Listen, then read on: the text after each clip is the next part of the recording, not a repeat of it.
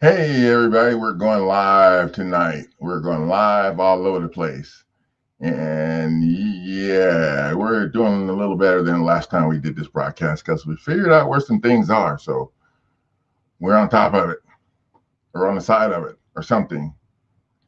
Anyway, welcome to Advocates with Justice Foreclosure Defense Paralegal Service. We are different and we prove it. So those of you who don't know me, I'm Coach Neighbors and I'm the boss around here as long as there's nobody else around. And we have been learning how to take care of business. So for those of you who are new on this YouTube channel or Facebook page or pages, because we got several pages now, oh dang, I should have added the new page. Oh damn, I get to fire myself now. I should have added myself to the new online course page. But I didn't think about that. But we'll do that. We'll do that later. So I need to stay focused.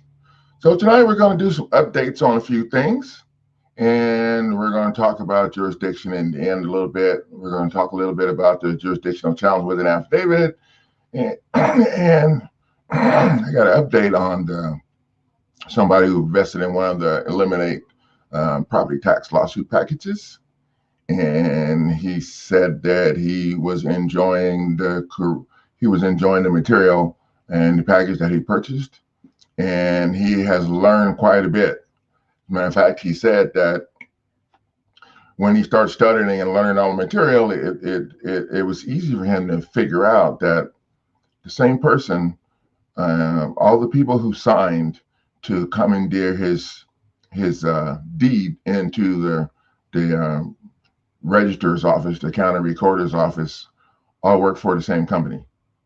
So the notary works for the title company. The person that wrote the contract works for the title company. The person that actually files his stuff in there works for the title company.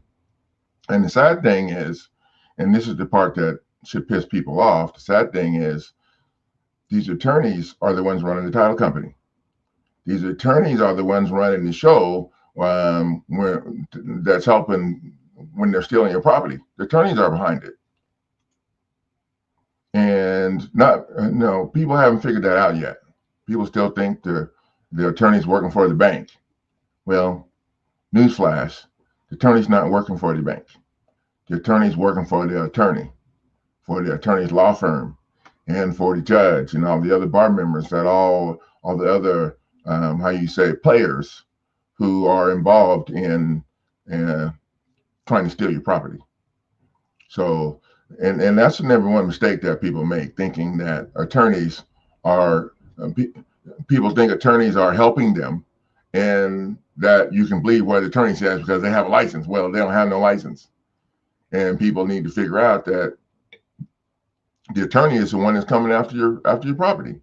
If you check the signature, if you're running judicial foreclosure, you check the signature on the on the petition that the attorney filed. Oh, excuse me, that the attorney filed. And you'll see there's only one signature on there. And that's the attorney's signature. Nobody from the bank signed it. The bank is not involved in the foreclosure. And you know, you probably hear me talk about this too much, but I mention it almost every time I'm streaming because this is important. People do not realize that the attorney is the one that's coming after you, acting as a third party debt collector. Now, you want me to tell you why no other attorneys will help you? It's because the attorneys are not about to throw their buddies under the bus. And they're all making bank from the system that they structured. And this is why I have a non-conventional foreclosure defense program, because the attorneys have structured their conventional program and they structured it for themselves. It's not structured for us. Stop and think about it. It's not structured for us. And when you stop and think about it and you look at how it goes, you will see it's not structured for us. So you go into court and the attorney opens his mouth and starts lying, and then you start arguing. And then when the arguing's done, the judge gets to help them. And we already know how that rolls. So in my non-conventional program, you're going in the door bringing up stuff they don't want to talk about. See, that cuts the arguing out. If they don't want to talk about it, they don't want to have a hearing on it, they don't want nothing to do with it. They ain't going in the court talking about stuff they don't want to talk about. That's important, because if you go into court on their program, you're going to be toast when you run out of money. Because what they do is they stall you off and they keep you in there back and forth, knowing darn well they until you run out of money. Then when you run out of money, or sometimes they just get tired of you, or if you go into court with some badass shit like you get from me, then they don't want to have you in court. They don't want to talk about it. They don't want nothing to do with it. You watch. And that's the way you want it. You know, everybody tells me, well, how many have you won? You know, well, to me, winning is having the judge give you everything. And that shit ain't never happened yet. I've been doing this for a minute and I have not seen that happen yet. So your goal should be to go into court and make them stand down. And you do that by costing them time and money. They're not used to having to answer to people's stuff. And I'll tell you right now, if they served me a lawsuit, foreclosure petition, I would answer to it with my lawsuit, with a copy of my file stamp lawsuit that's filed in federal court, and see how they like that. Yeah, you don't have to answer to all that crap. And we talked about that in the last stream last week. We talked about how to state a claim for relief. We also talked about that on a radio show, and how to state a claim for relief. And we went over the whole thing so that you will be able to state that claim for relief, just like the attorneys that don't have a license do. You thought I was going to say had a license, didn't you? No. They ain't got no license. They never had a license. They don't have. They got a bar card, and that's not a license. Anyway, so we're going to move on.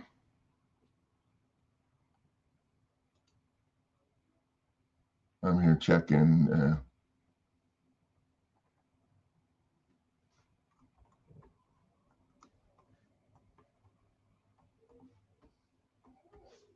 See who's in here. Hey, everybody. I don't think I have anybody yet. So we're going to just move right along.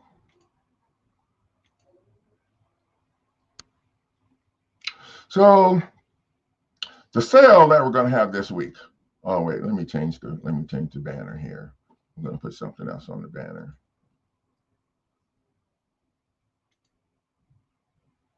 Here's a link to our website, winningcourtnow.com, so you can get what you need to get started. And we'll flash that across the screen a little bit later. Well, we'll leave it up for a minute. Been a little better at this than the first time around. So the sale we're going to have this week, I'm going to let you guys know about it first. Usually I've been letting the people in the radio show know, but since I'm on top of things this weekend, we're going to go ahead and get it started. The sale we're going to have this week, we're going to have a sale on the legal malpractice lawsuit package. Now, legal malpractice, like we were just talking about, the attorneys are the ones that structured the current legal system. So it's not structured to help us. So the legal malpractice, the attorneys have the bar to prove damages so high in legal malpractice, it's hard to get anything out of the court unless someone gets killed or maybe several people die. So what I've done is I've taken the legal malpractice lawsuit package and kind of twisted it and put a little different spin on it. So what you're going to be suing the attorney in your legal malpractice lawsuit package, you're going to be suing the attorney for breach of contract. And since in a breach of contract, so to avoid the damages and having to prove damages, we're going breach of contract, and you're suing to get your attorney fees back. So that's a little bit different program when you sue to get your attorney fees back. And in the process of that, you also want to harass the attorney like they've been doing you. Call them up. I'd paste a copy of it, leave them a bad review, talk about your lawsuit package, and put a link and put the case number or whatever and what court is filed in, so people can go look at it. Yeah, just harass them, be a pain in their butt. That's what you need to do to beat them down, just like they've been trying to do you. And when they contact you, you always want to refer to your legal team. My legal team said y'all was dirty as hell. Yeah, throw it right out there, because that's how you need to mess with their head, just like they're trying to do you. My legal team said this. My legal team said you guys blah blah blah. And you need to do this when you're going to court too. When you're going to court to file something, people don't realize that the clerk is picking your brain to see if you know what the hell you're doing. And they're picking your brain to see if you have fear. And they can smell fear way before you get up to the third floor. Okay, they can smell the fear. So whenever they challenge you, oh boy, we can't. No. My legal team said this should be fine. It meets all the requirements, the following requirements of the state. So what is the problem here? Yeah, you can't say, oh my, what should I put? Yeah, so when you start doing that, they know. And the other thing that you don't want to do is, if you're going to file your lawsuit in federal court, you don't need to be discussing that with the people in state court. No, I had a guy call me and he said, well, the clerk said I can't do the lawsuit in federal court. I was like, excuse me? The clerk said I can't do the lawsuit in federal court. I have to file it in a master of equity court. And I'm like, so we're texting each other like, what clerk are you talking about? The clerk in state court or the clerk in federal court? Well, the clerk in state court. And I was like, I don't understand, dude. I don't understand why you're even talking about what you're going to do to the clerk in state court. Because the people in state court are the ones trying to steal your property. And you can't go into state court and be telling them what's going on with your stuff and what you're trying to do. Not until you're ready to do it. Because now, whoever takes your paperwork is the one responsible for it. If you let them know what you're going to do before you get a chance, and then they'll all be, they'll just give you more crap. I like them not to know what you got until you go in with that one document, and you do one document at a time. You might be filing 4 documents, but you only give them one document at a time. And when they get that document file stamped and bring it back, then you give them the next document. And when they get that document file stamped, oh, that's right, I got one more. Yeah. That way they can't take all your stuff and go back. If you get the stuff from me and you file more than one document at a time, they're going to be back there looking at it. They're going to be calling the freaking supervisor up, and they're going to be doing all of this stuff trying to stall you. And I mean, they be working too. And this is in federal court. I had a guy file his lawsuit in federal court, and they gave him a hard time. They told him they couldn't file it. Well, actually, he filed everything on the same day. He filed a sanction motion too, and a sanction motion against the attorneys for $5.5 million kind of pushed the clerk over the edge. So the clerk went and got the supervisor, and they told him that they weren't going to file. They could not file his stuff. So this guy was pretty slick. So he told them, look, and he pointed up to the camera, you guys are on camera accepting my stuff.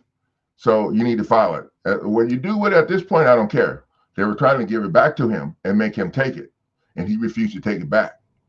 And he left and went outside and sat in the car. He was really pissed. He was in a federal building, and he told me that he walked around for a while to try to find the prosecutor's office so he could have them prosecuted. I told him it don't work like that. The prosecutor ain't finna go do nothing to people in the court. But anyway, he went out to his car and sat in his car smoking a cigarette, and told me that he got a phone call. And he answered the phone, and it was the clerk. And the clerks told him that they just talked to a pro se attorney, and the pro se attorney told them they had to file this document. So they filed this stuff. So they will try to get out of filing the fire because they don't want to have to deal with it. And so that's why we have the program set up. So last week's stream, we covered how to state a claim for relief.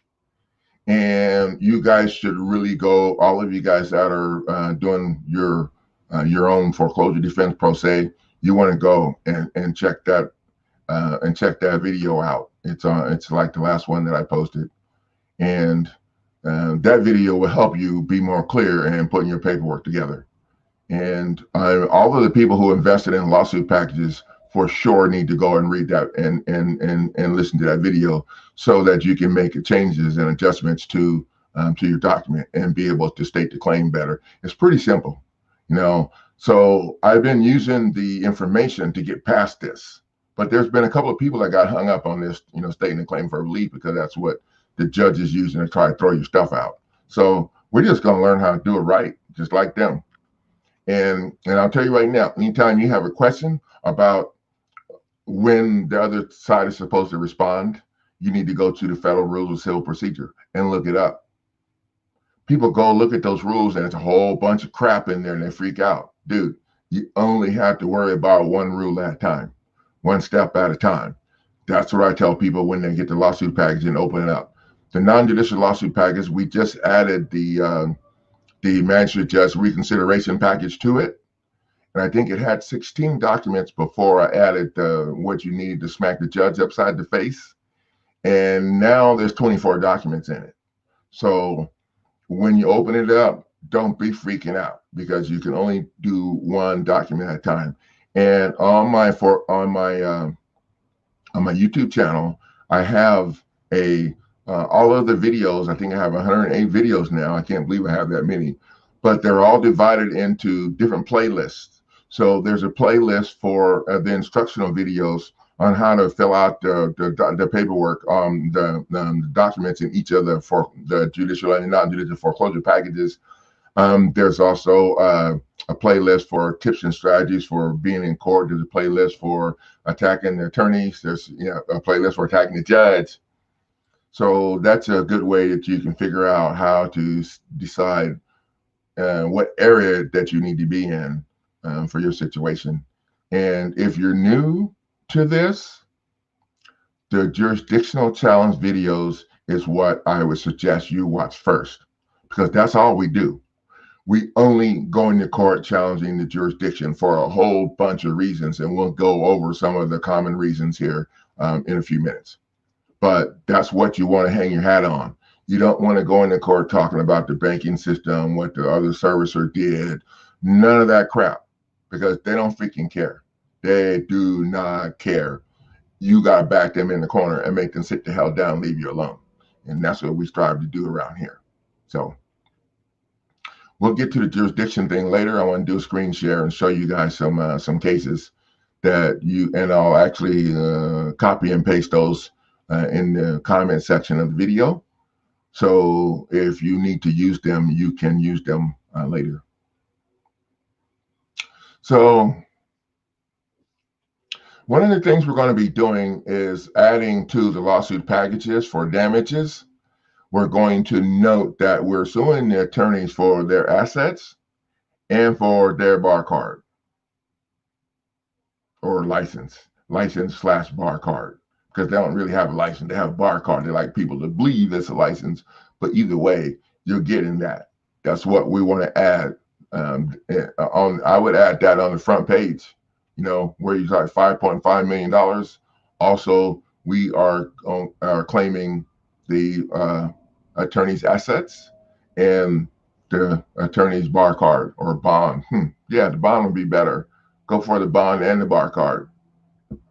And that way, the attorneys will see that you mean business.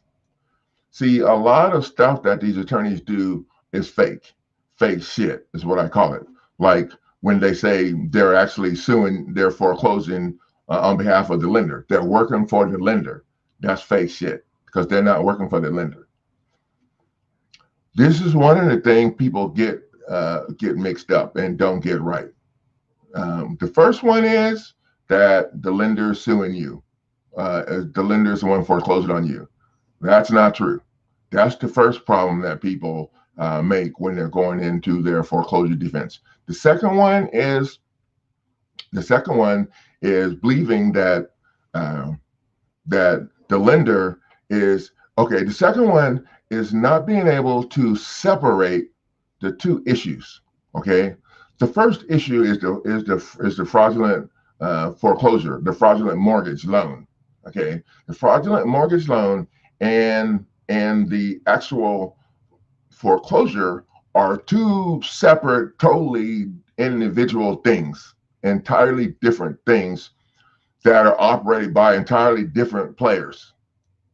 Now, when you try to do your foreclosure, going after the people that was in charge of the fraud on the mortgage loan, dude, you're toast. You're going to get kicked out of court for a failure to state a claim under Rule 12B because you got the wrong party. There's no way in hell that you're going to be able to make that work if you don't have the right party. But they're not going to tell you that. They're just going to dismiss it under Rule 12B. They're not going to tell you don't have the right party. Or they're just going to screw around with you for a while and smack you in the face, beat you down before they kick you out. So you need to remember that. And in remembering that, you should keep in mind that if you go into court addressing the banking issues, the mortgage loan, and all of that in foreclosure court, you're done. I haven't seen anybody come out of there addressing that stuff with their shirt on their back. You're done. So you need to figure out how to get this done the way they don't want to talk about. And that's what we're doing here.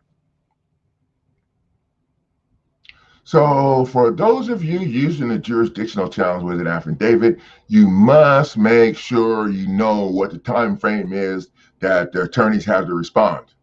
So what's been going on with that is people are using it and they're filing it and they're going and sitting down and they're not keeping track of how many days the other party has to respond. And when the other party don't respond in those days that they're supposed to respond, people aren't doing anything about it. People are not filing their notice of default. People are not filing for the summary judgment. Everybody's just sitting back waiting. So now the judge can take over and dismiss your shit. Yeah. So the judge has no authority, no jurisdiction to dismiss someone's challenge to jurisdiction. The judge has nothing to do with it. If you read that document closely, you will find that you're demanding the judge to order the other parties to prove jurisdiction on the record. That's the way it's supposed to be. But if you just let it sit on the judge's desk, then they're going to take over because they figure if you don't know that you should have been jamming their butts up when they failed to respond, if you don't know that, then you certainly wouldn't be able to stop him from kicking your butt and throwing your stuff out because you're incompetent. And that's the way that rolls. Oh, I got a comment. Hey, Noel, how are you guys doing? File a motion for sanctions. So Noel's asking, when do we file the motion for sanctions? Is that 21-day mark after serving the summons? So Noel, you guys are going to have to go to the Federal Rules of Civil Procedure, and you're going to have to figure out the time frame to respond. And this is just kind of what I'm talking about today. You guys are going to have to figure that out. And so I think it's all the same in each state, but it could not be. But my thing is, my job is not to make it easy for you. It's to help you learn so that you can defend your property. So, and you know, I have people send me stuff all the time. They want me to see their court documents and whatever. And I don't even open them. I don't open anything that I didn't agree to have sent to me. So if you send me something and then you're going to get on my bad list, and I'm not going to, I don't want people sending me your court documents for the foreclosure, okay? Because number one, I don't want people to think I'm operating as an attorney, number one. Number two, for me to look at your stuff, I would have to do the research, and because I don't know what state documents are supposed to be. I mean, I know what they're supposed to be, but you guys got to remember, these people lie all the time. So I'm not going to tell you something, oh yeah, that's what it's supposed to be, when who knows what the hell they've done. So you got to figure that part out yourself. Now, when to file a sanction motion, generally I like to keep the sanction motion and keep it in my pocket and use it if they find the attorney from out of state to come and represent them, or any attorney that if another attorney from the same state comes to represent them, that's a good time to use the sanction motion. The sanction motion is just extra power to smash them over the face.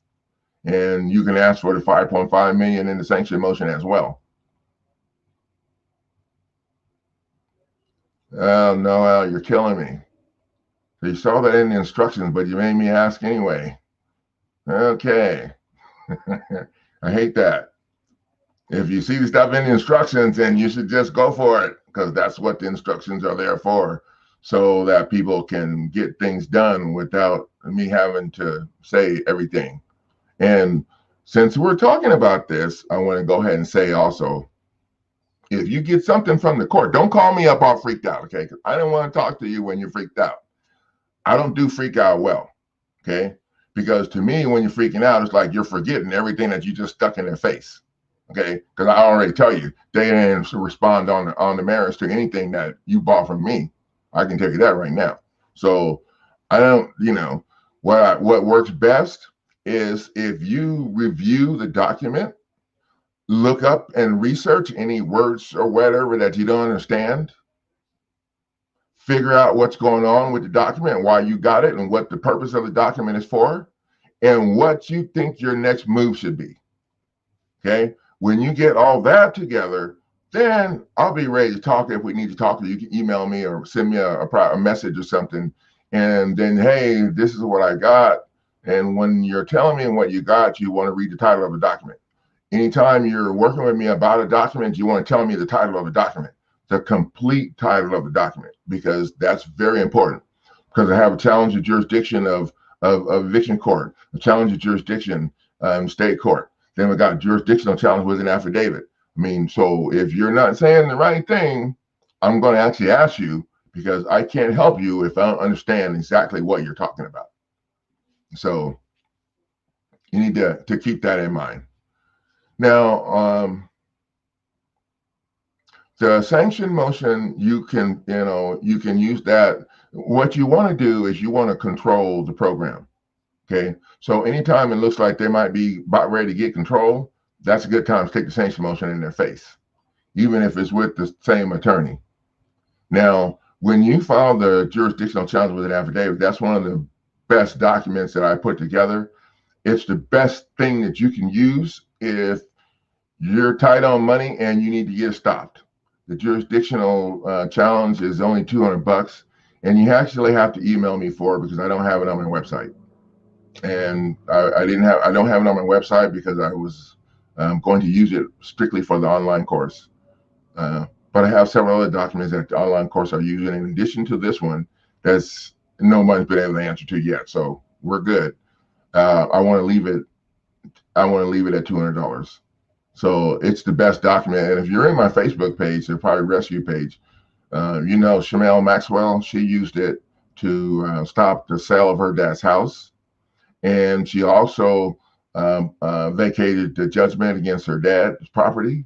And once that all was done, she went ahead and filed her dad's lawsuit in federal court. And they took control of that whole situation. Now, it wasn't easy, and they tried some stuff. They had her mail the stuff in, and they went to pick it up, and I told her to make sure they signed for it when they picked it up, because I've seen a lot of stuff. I help a lot of people all over the United States, so I get to see a lot of stuff. Well, not see with my eyes, but see with my ears. And so I told her to make sure that she signs for it, make them sign for it. Because a lot of times what they'll try to do is they'll get your shit and they'll get back to the court and they see that they only have like 2 days or 3 days, and then they'll lose your stuff. Conveniently lose your stuff.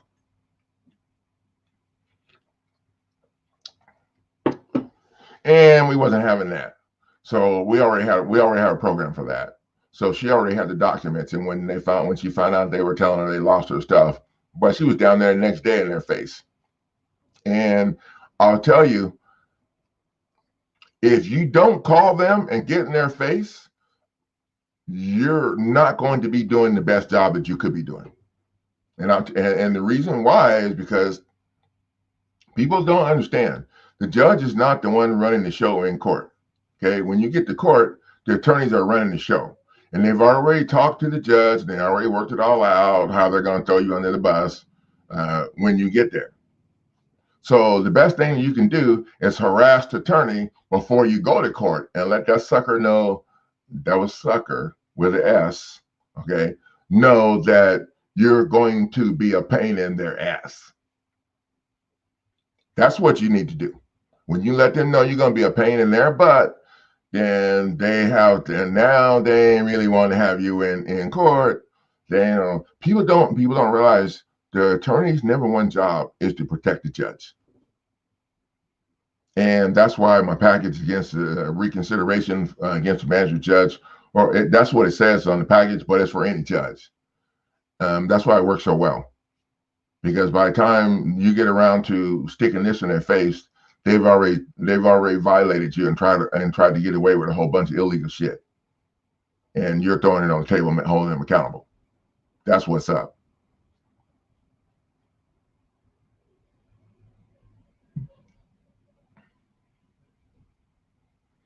So Noel, you guys are gonna have to follow the instructions. Okay, I don't want to go over every step in the thing here. I want to finish my presentation here. So you're gonna have to follow the instructions. I have them on the instructional video. It walks you through the steps of when or to file each document. So I'm going to. Okay, got a couple of more things to talk about. Then we're going to get into the jurisdiction challenge, and I'm going to show you share my screen so you guys can see some stuff that you need to learn. So when you're working in my program, okay, you must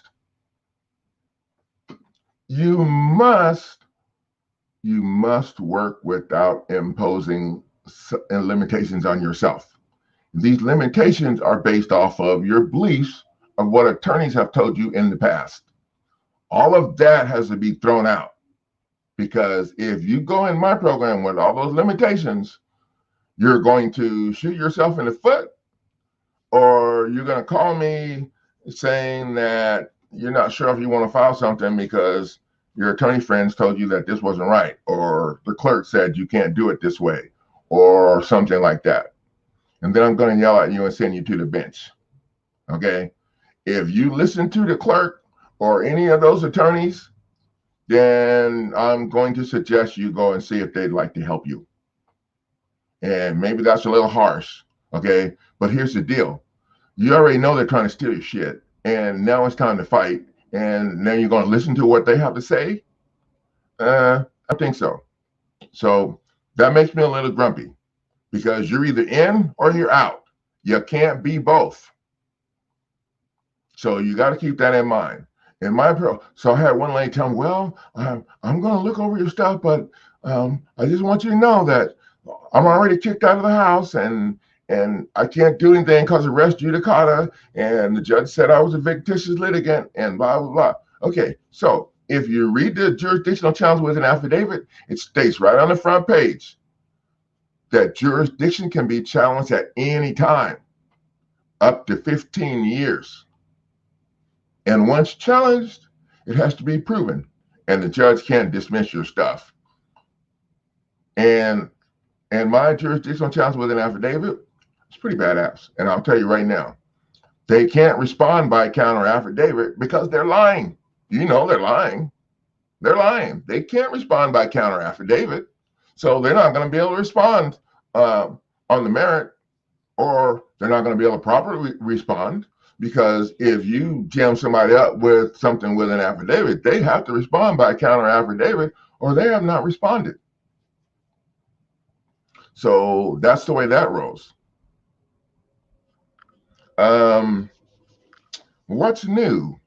So I've been working on a program that homeowners can use to challenge their mortgage before you're in default, and before they come in or knocking on your door and serving you shit. Yeah, I've been working on that, and I have it's called the offer to pay letter. And I've showed it to a couple of people, and they freak out because it's offer to pay, but they don't read the whole letter. When they see offer to pay, They act just like they act when they get that document from the court saying we're throwing your shit out, and they freak out without seeing why and understanding that you can challenge that. That's not the final word. It only becomes the final word when you sit down and give up. So my new offer to pay letter, and I'm still working on the program, how I want to put it together, but the new offer to pay letter is pretty badass. And there is a statute that mandates that when the bank is requiring full payment, they have to come up with the instrument to give you in return. Yeah, the statute's badass. So I have that statute. I put it together in an offer to pay letter. So if they send you a bill or you're late or whatever, you can send them the offer to pay letter saying, hey, I'm willing to pay you guys. And of course, you want to send it certified, make sure they sign for it. I'm willing to pay you guys the full amount and just take care of this as soon as you can sign this contract, agreeing to accept my payment in full and following what the law states in this statute, blah, blah, blah, blah, states where you have to return the original instrument of indebtedness in its original form. Well, they can't do that because they don't have it. Yeah, it's a little problem for them. So I'm putting this package together. Not quite sure how I'm going to what I'm going to put in the package to assist it. Obviously, we're going to need to have a lawsuit in there in case they want to play, and then you can go after them for violating the statute and the Administrative Procedures Act of 1946. Yeah, I think I can put something nice together. But that's what I'm working on. That's one of the projects that I'm working on. I've actually been working on that project for a minute, and when I get the package put together, I'm going to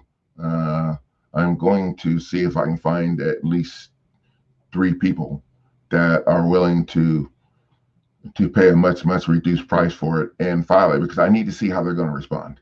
I don't know how they're going to respond, and I'd like to find out how they're going to respond so that I can add whatever I need to the package to make sure that it packs a punch like the rest of my stuff before I actually charge the price that I'm going to charge for it. So if that's something that you might be interested in, you might shoot me over an email and let me know that you watched my thing on this stream on YouTube or Facebook or wherever you're watching it, because right now I'm all over the place. And we'll see when I get that together. I'll save those emails for the 3 people. And when I get the package together, I'm ready to put it out there. I will let you guys be the first ones to have fun with it. So let me figure out how to do a screen share here. And then I'm going to show you guys. Well, that's all right, Noel. Don't worry about it. And we're good. I just need to keep watching on my time, because I like to keep this to about an hour. Otherwise, after that, I start getting thirsty for a beer. I mean, I get thirsty for some. Okay. Facebook user says, will that work for a 13-year-old balloon that's overdue?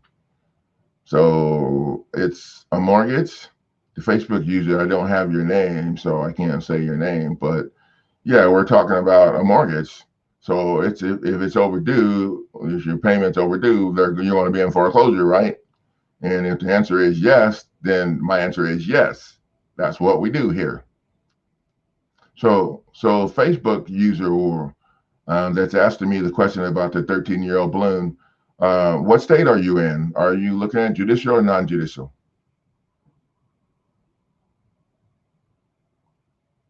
Oh, somebody else thanked me. You're welcome. Facebook users don't have names. I wonder why that is. Anyway, that's not something I need to worry too much about. Screen share. Let me figure out how to do screen share. Okay, here we go. Screen share. Screen with 2 monitors. And what screen do I want to share? I'm going to share this one. Okay. Now this, so what I want to talk about at the bottom of this, but this is real important. So I'm just gonna leave it up so you guys can read it too. Hey, Kerry Jackson, thank you. Judicial, yeah, we can help you mess that up real good. What's your name, Facebook user? Because it feels weird calling you Facebook user.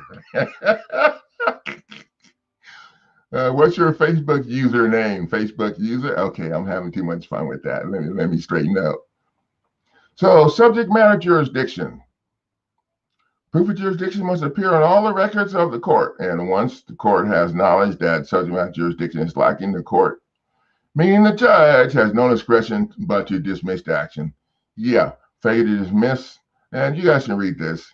If the judge doesn't dismiss it, then the judge can be held liable. And that's what we need to do. Hey, Tyree Ford. Tyree Ford was the one that I was talking about the update on his eliminated property tax lawsuit package. And he said that he's figured out that all the players work for the same corporation. Yep. And the corporation is run by attorneys.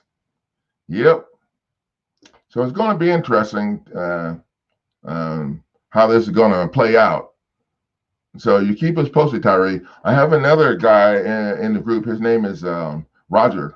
And Roger, I have a video posted that teaches you how to call down there and harass them and let them know that you've noticed that your property has been wrongfully classified and that you request that they reclassify your property to private like it was when they trick you into getting your deed in their office.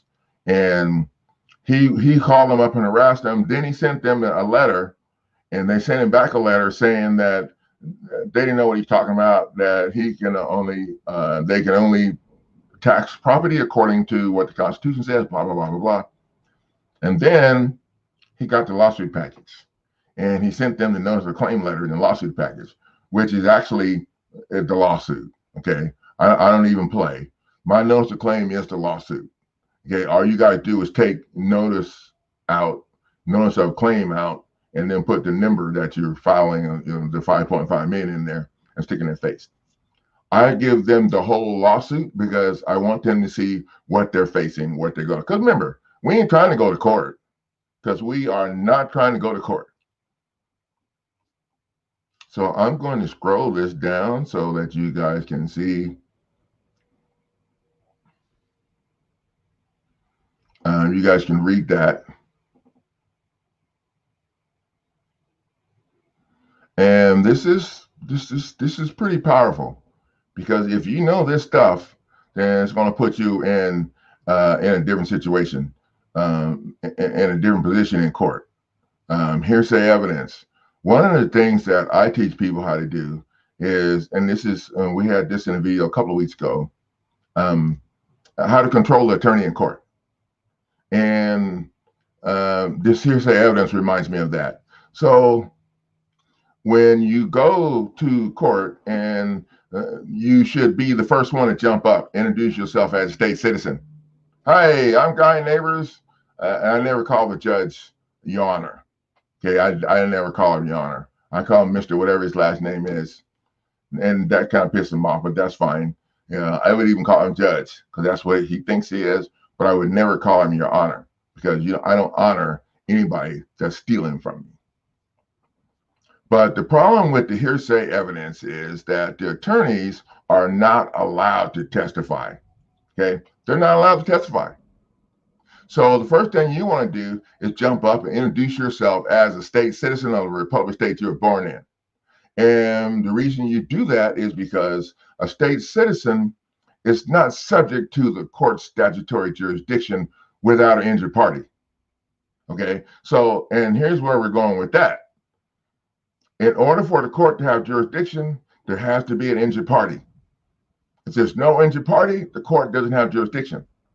Because this attorney can't sit here and spout off a bunch of crap that some fake entity is doing if there's no witness. So you want to object. Anytime the attorney opens his mouth, you want to object. And you're objecting because the attorney does not have a witness and can't testify. And if the attorney wants to testify, if the judge allows the attorney to testify, I would tell the judge that the attorney needs to be sworn in so you can cross-examine the attorney. Because anybody giving testimony in court, you have a right to cross-examine them. They're not going to want to do that because that creates a problem. If the attorney is sworn in to testify, now the attorney becomes a part of the case, a witness. That's what it's called. A witness is the one that's supposed to give testimony. So when the attorney becomes a witness, then it's a problem because the attorney can't litigate a case they're a party to if they're a witness, and they can't litigate a case for the law firm because the court will not let them represent the law firm pro se, and they can't represent themselves, and they can't litigate. Yeah, I love doing this. I spent a lot of time figuring out their loopholes and figuring out a way to stick it back in their face. And that's what we do here. We learn how to stick it back in their face. Now, avoid judgments. Very important. Because a lot of people are facing this. And those judgments are void because of the lack of subject matter jurisdiction. And subject matter jurisdiction is a really big deal. It's the only thing that you want to talk about in court. Now, the shit the servicer did and stuff all these other people did, if you mention that stuff, it should be about how it robbed the court jurisdiction. But you don't really need to. You don't need to mention any of that stuff that they want to argue about because you don't have to. And these are some of the common jurisdictional flaws that exist in almost every freaking case. And if you read them, you will see that some of those, there are, in some people's cases, there are 3 or 4 of these jurisdictional issues. So I wonder why attorneys don't address those for people. Well, it's because the attorney's friends are the ones that's trying to steal your property. And if you pay this attorney to defend you, the attorney ain't going to go into court and jam his friend up. Shoot. They're going to go say, hey, you need to give me some money on the table so I can, throw these people under the bus for you, or give me some of what you're getting over there. Yeah, something going on. So check these out and leave me a comment in the feed. How many of them that you think are in your case? How many of these jurisdiction issues are present in your case right now? Now, I was showing these to a person one time, and the person said, "Oh, so I should list all these as reasons to dismiss the case?" And I said, "Absolutely, but not all of them at the same time." He said, "Well, what do you mean?" I was like, "Dude, really? I would use them one at a time. I would use this one right here, file a motion to dismiss and add this case law. And then when they got done with the hearing for that and blah, blah, blah, blah, then I'll use the next one." Yeah, you see what I'm saying? That's why I have all these marked. Your goal is to stay in their face and cost them money. That's what we're trying to do up in here. You want to stay in the ring, and you want to wear them down. Yep. It ain't about winning and making it. It's about staying in the ring and wear them down. Now, you got to remember that they have so many people that are giving up and just throwing in the towel. They're losing money screwing with you, basically. That's one way to look at it. They could be getting 10 more people if they didn't have to go to court and answer to your stuff.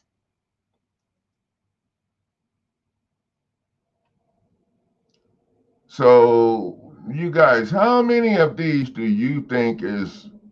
Now, the ones that I have highlighted in yellow are the ones that are, if you haven't figured that out, are the ones that are common in most cases. So somebody from the Facebook said, if the company hires a lawyer and then them as well. So if the title company hires a lawyer and add them as well. So I think that's what you meant to say, add them. No, So if you're talking about the limited property tax lawsuit, okay, what I would do is whoever signed to register your document in their office, that's the number one defendant that I would add. And then if they work for the title company, then you want to add the senior person in the title company or whatever. And some people add the state because the state's the one behind all of this. And when you do that, that's going to help you stay in federal court, because if you go after the state, you can't sue the state in state court. I mean, only an idiot would do that, right? Sue the state in state court. Yeah, you'll get a fair shot. No problem. So that's the way I would do that. Okay, so someone else on Facebook said, Florida, I think, non-traditional does somebody. I'm not sure. Florida, I think, is non-traditional. And then it says, does somebody. I don't think they finished what they were going to say, because I don't understand your question there. So anyway, so that's what I wanted to show you guys tonight. When I get this video uploaded, when I get this downloaded and get the video uploaded, I'll put all of these in the comment section down below. And that way you guys can use them if you need them. So let me.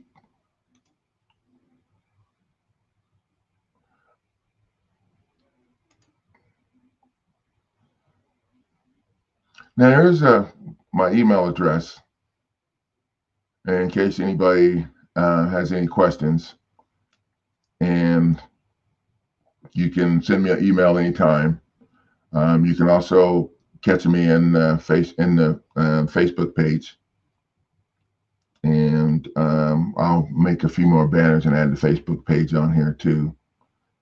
And then we also have our new online course.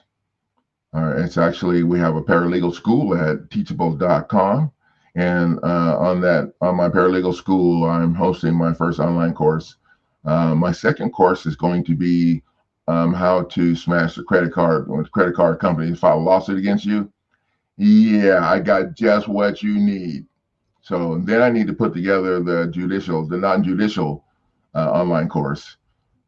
It took me a while to figure out how to run that Teachable software, and you know, in the back half, you do all these things to make it look really pretty on the front half, but if you don't do the right shit on the back half, and the front half looks like crap. So it took me a minute to figure all that out, but I think I got it under control now. I think we have about 12 or 13. We have about, I think I have 12 students in the course right now that are working, and I have several students that have completed the course. Now I'm adding a new section to the online course, and I'm hoping to get that done next week. I've been putting it together. What we've done is we're adding a new section to help you better state a claim for relief. Actually, to help you state a claim for relief, because this is what we put together pretty badass. And I've actually stated a claim for relief for you to put in the packet. This way, if you come in and you're like tight on the gun, they're about ready to throw you out or sell your house or whatever, you can go ahead and use the one that I put together, and instead of having to build your own. And for the people that invest in the online course, that are investors in the rental properties, then you'll be able to use the one that I put together or create your own from the information that I'm going to share with you. So it's going to be pretty cool. So that's all I have for tonight. And I want to, iNet YouTube said excellent information. Thank you. Thank you very much. Did you subscribe to my channel? You guys, please subscribe to my YouTube channel. Okay. And watch my videos. Turn them on, let them run while you go to the store. Okay, YouTube, I hope they can't hear me, right? I'm once I already have my 1,000 subscribers that I need to qualify for the YouTube partnership program to host ads on my site. And now I need 4,000 hours of watch time, and I think I have like 3,300 hours. So I'm on the downhill side of it, and I'd like to do this. In my perfect world, it'd be nice if I can qualify for the program early next month. Okay, then I could lower the price again before the moratorium is lifted. So once the moratorium is lifted, then I'll have we'll have my prices down low enough where everybody can afford to use my package to defend their property. In my perfect world, okay, it would be cool if I was in a position to where I didn't have to turn anybody away that had the courage to stand up and fight. So that's kind of where we're at. If people got the courage to stand up and fight, I want to make sure that I have an option for them to get in my program so they can stand up and fight. So one day I was sitting here working and looking at the computer, and then I was kind of daydreaming, and my wife kind of caught me in the middle of the daydream, and she's like, "Well, what are you thinking about?" I said, "Oh, nothing. No. What are you thinking about?" I'm like, "Okay, you asked." So I'm thinking, how cool would it be if everybody that's facing foreclosure in the United States of America was able to use my stuff? That would be so cool. And she's like, "Oh my God." Hey, you dream big, and then you figure out a way to make it happen. And that's what I'm doing here.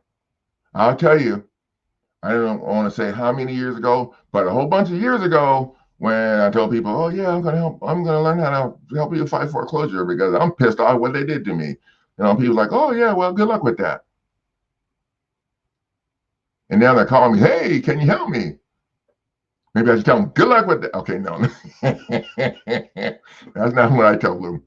I'm fortunate that I'm in a position that I'm in right now. Um, Spending all the time that I spent learning their loopholes in their program and their procedures and processes, and now I'm in a position to teach people how to use those loopholes against them. And I've been a coach, I've been an athlete and coach my whole life, and so I'm real good at this. I had a neighbor, I had a lady tell me one day, she says, "You're a really nice guy. I wish you were my neighbor." And I was like, "No, you don't." She's like, "Oh yeah, I wish you were my neighbor." No, you don't. And she said, "Well, why not?" I said, "Well, Carol, because you had your lawsuit package for 3 weeks and you haven't filed a single document yet. If I was your neighbor, I would have to be at your house putting your butt on the bench." Okay, that's what I told her, because she started laughing, and she said she still wished I was her neighbor, and she never got yelled at by the coach before, so she might change that when I get done. Okay, never mind. Okay, guys, I'm going to hit the road, and I will see you guys next week sometime. If you guys have any questions, you got my email address there. I'll leave these links that are on the screen in the comment section along with all of this stuff. So let me stop the screen share now. Yeah, there we go. With all that stuff. So you guys have access to it when you need it. And let's get rolling so we can kick some attorney's butt. Oh, wait, don't forget, subscribe. Subscribe down below and click that bell so you don't miss anything when class starts. If you're late, you're going to be running. Good night, guys.